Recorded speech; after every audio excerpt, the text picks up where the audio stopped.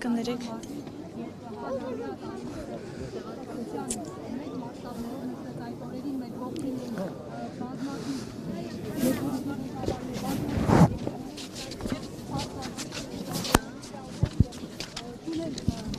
անատամ հայտարարություններից ոչինչ ինչով եք սա պայմանավորում Թուրքիային հաջողանալու թե այլ Չգիտեմ ինչ կա, բայց որ պետությունը մի տեսակ երկրորդ պլան է մղել ցեղասպանության հարցը, դա փաստ է։ Իսկ ենթադրել թե նրանք ինչ են մտածում, ինչու են անում անշնորհակալ գործ է, որտեղ նրանք կարող են ճանաչման հարցը առաջնային չէ իրենց համար եւ արդյոք այս քաղաքականությունը ուրացման քաղաքականություն չի հաշվի առնելով Փաշինյանի հայտարարությունները ցեղասպանության ընկալման վերաբերյալ նաեւ։ Որ ասեմ 100%-ով ուրացել են, չէ, հա, կարծես թե այսօր են եկել այստեղ եւ այլն, բայց իմ կարծիքով այդ ճանապարհին է։ Պարոն Սարգսյան, դրոշ հայրերը դատապարտել են, տարիներ շարունակ հայրել են դրոշը Թուրքիայի, Ադրբեջանի, այսօր դատապարտում են, ինչով եք սա բացատրում։ Ես նոր ասեցի, որ ինչ էլ դրանք անին, ինչ էլ ասեն, միևնույն է, մեր ժողովրդի 80%-ը ասելու է, որ նրանք դավաճան են։ Ինչպես որ նրանց ասացի վրա ուշադրություն դարձնելը անշնորհակալ գործ է։ Այդ ձեր ասածը, որ դավաճան են, 26 թվականի ընտրություններին կարտացոլվի ինչ-որ կերպ։ Ես կարծում եմ դա կարտացոլվի նաև մինչև 26 թվականը։ Փողոցային պայքար Ձեր այդ վերջին ելույթում հայտարարեցիք, որ ձեր թիմի գլխավոր նպատակը շարունակում է մնալ Նիկոլ Փաշինյանին իշխանությունից հեռացնելը, ասում եք մինչև 26-ը դա կարտացոլվի։ Դուք ինչ որ հստակ ծրագիր ունի հանրապետական կուսակցությունը այդ իշխանափոխության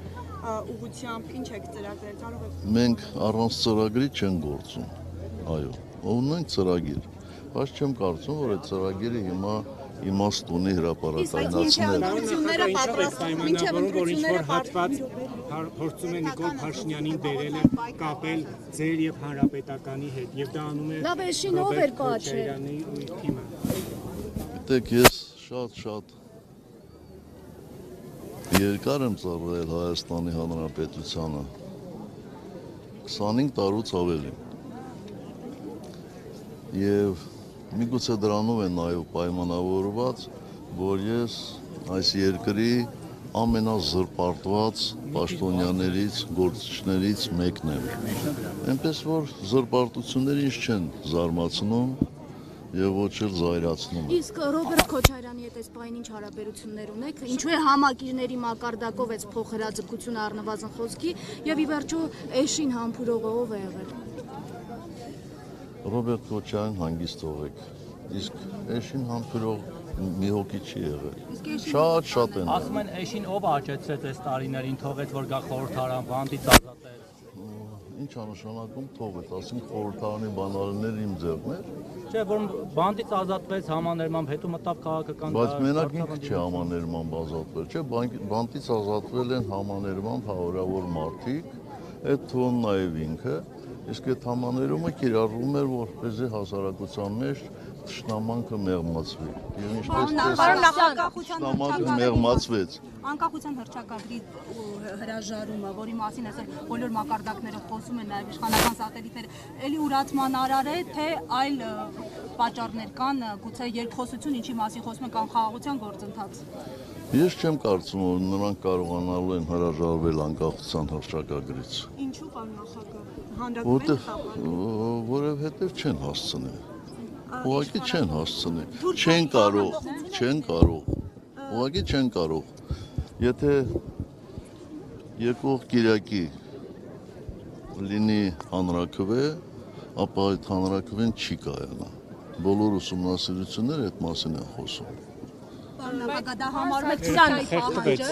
Թուրքիան համարում անկախության Պարոն Սարգսյան, Ալեն Սիմոնյանը ձեզ ասում է ամբողջգորգոր հայտարարություններ անելուց առաջ հայելու մեջ նայեք, միգուցե ամաչեք։ Ինչ որ բան կա, որի համար դուք կարող եք ամաչել։ Եթե համաչելուց ենք խոսում, ձեր նշած այդ անձնավորությունը, նրա հետ մի 70-80 հոգի, այդ մասին ընդհանրապես պետք է լռեն, որտեղ իրենք կարմր են, երբ որ նայեն հայելու մեջ։ Փողոցային պայքարից եք խոսում։ Փաշինյանին հեռացնելու ձեր այս հայտարարությունը հաջողությամբ կպսակվի, որովհետև իր պաշտոնավարումից հետո բազմաթիվ այդպիսի փորձեր ամեն դեպքում ընդդիմությունը չի հաջողել հավարտել, հասցնել նպատակին, վերջնակետին։ Միգուցե հարցը հասունացված չէր, հիմա հասունացած է։ Այդ բոլոր շարժումները բերել են եւ հարցը հասունացրել։ Առաջնորդելու փողոցային շարժումը, պարոն Սարգսյան, կարծեցիք լինելու է։ Ով ատառակելությունը կարողանա ստանալ։ Իսկ դուք պատրաստ եք ստանձնել երկրի ղեկավարումը նորից, պարոն նախագահ։ Բայց մինչև այդ մենք չգիտենք, չէ՞ որ Սրբազանը այդպիսի առաջնորդություն կստանձնել, բայց Հիմա ինչ որ չափով Պարոն նախագահ, իսկ դուք պատրաստ եք նորից առաջնորդել երկիրը։ ոչ։ Չէ։